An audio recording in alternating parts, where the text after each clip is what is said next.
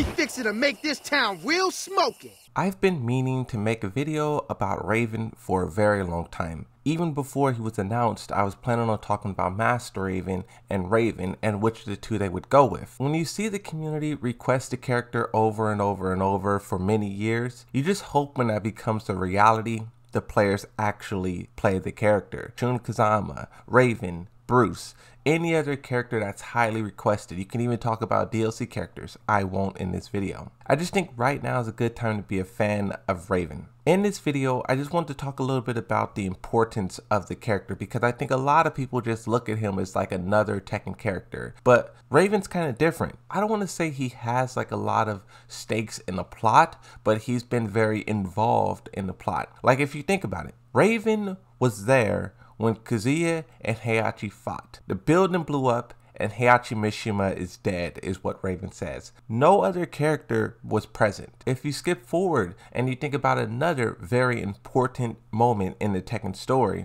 Tekken 6, he only makes his presence known when Lars and Alyssa fights Nancy. Alyssa gets damaged, Raven steps in to help Lars out. From there, they go to Zafina to find the location of Azazel's temple, and then from there, they go to the temple. Keep in mind, Raven is one of the only characters who knows of his existence, but also who actually sees Azazel. I don't even think Kazuya and his allies sees actual Azel's present. If you fast forward a little bit more, when Jin tries to defeat Azazel, try to sacrifice himself, of course Jin failed, who was there to find Jin's body, to recover him? Once again, Raven. This guy has been there throughout all of these different important plots, but when you go all the way back to Tekken 4, the ending, Tekken 5, the opening, he kind of just appeared out of nowhere. He was put on this mission, we don't know how long, but he's just been watching. In Tekken 5, he entered the tournament once again. Somewhere along the lines, he gets into a fight with Heihachi, which is very confusing because Raven was sent in to like watch the tournament of Tekken 5, but then he found out Heihachi was alive,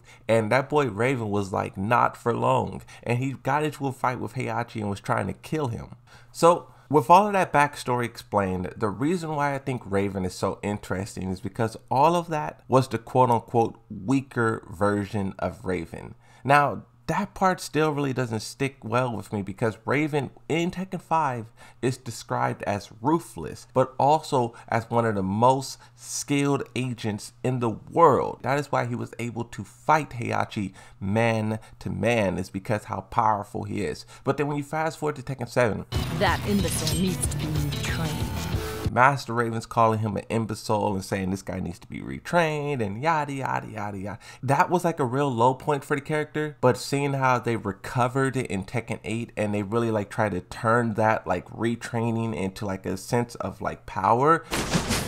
Witness the results of my training. It really works with Raven. And if you, once again, if you think about him being strong enough to fight Heihachi then, and you think about how he's more powerful now, how will he stack up against Kazuya and also Jin? One thing we do have to keep in mind, because yes, Kazuya is the main villain of Tekken 8, yes, but Jin is also just as wanted. Throughout Tekken 7, Jin is being chased by UN Nation soldiers. That's Raven's people. If they're chasing him in Tekken 7, I can only imagine that the chase will continue. And if you ask me which of the two Raven will go after, it seems more likely that he goes after Jin than Kazuya, unless Kazuya does something drastic that shifts the focus his way. That's something that I always think about, is how in the eyes of humanity, Jin is the true villain. And this is something that Kazuya even brings up in that 6-minute video that we saw from the story. Kazuya calls out the hypocrisy in Jin. You caused all this war and destruction.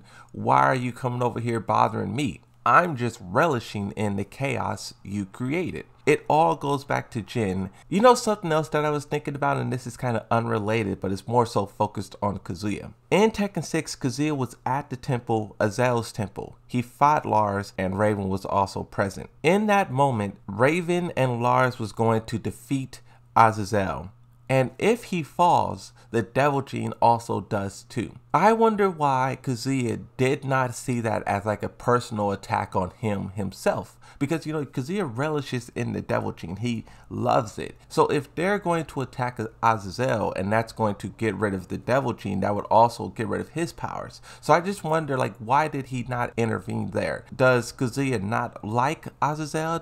Is Kazuya okay with the demon being vanquished? There's a lot of question marks, and once again, I just think with Raven becoming more powerful, getting a power-up of sorts, kind of like Dragon Ball Z, Super Saiyan 1, Super Saiyan 2, Raven got a power-up, and that just makes him that much more dangerous this time around. And I always ask the question of, yes, Kazuya, Mishima, and Jin Kazama are the strongest characters, but how many characters do you need to stack against them for them to be taken down? If you stack a Lars, Raven, and let's say a Lei Shao Kahn against Kazuya Mishima, are those three characters enough to defeat him? I would say maybe so. I just think Raven is so interesting, and what he can do in the story is so much grander now. Because knowledge is power. Raven has the knowledge, and he also has the skills to back it up. What will this guy do? What can he do to take down Kazuya Mishima and also Jin Kazama? And just thinking about all the things that I already discussed, the different alliances, G-Corp, the Mishimas,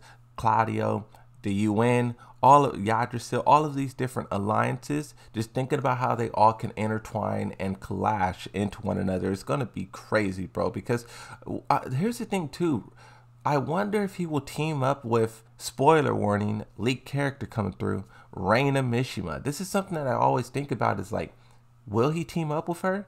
That character is kind of like a blank canvas. I get that a lot of people hate Heihachi story-wise within the lore of Tekken. Will that hate also pass on to Reina, or will Reina be kind of this blank canvas, this blank slate?